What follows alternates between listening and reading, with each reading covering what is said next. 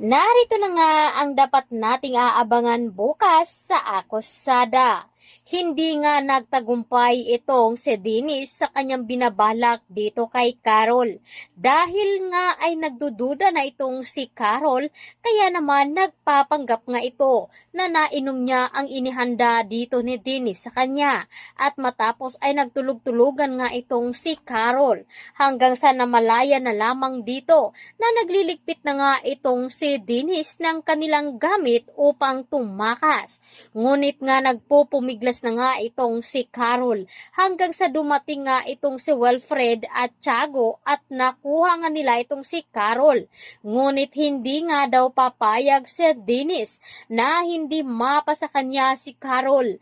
Kaya nagmamatsyag nga ito sa bahay nila. Matapos nga makatakas at agad din naman na pumunta ng presento itong si Carol at Wilfred.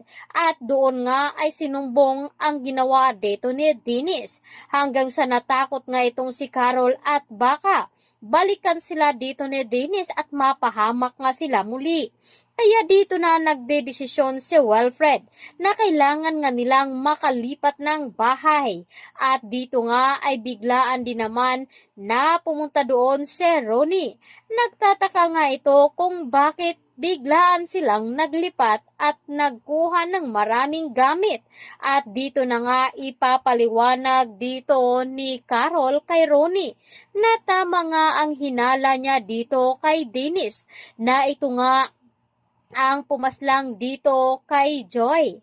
Subalit ay ipinaliwanag naman dito ni Dennis kung bakit nga niya nagawa kay Joy at hindi nga niya umano sinasadya.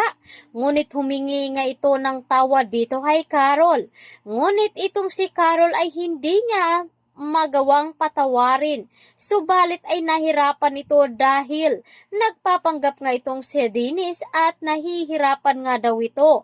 At sa kanyang pagpapanggap, dito na nga namumuo ang galit ni Carol sa kanya dahil dinamay nga ito at nahirapan at nakulong pa nga ito.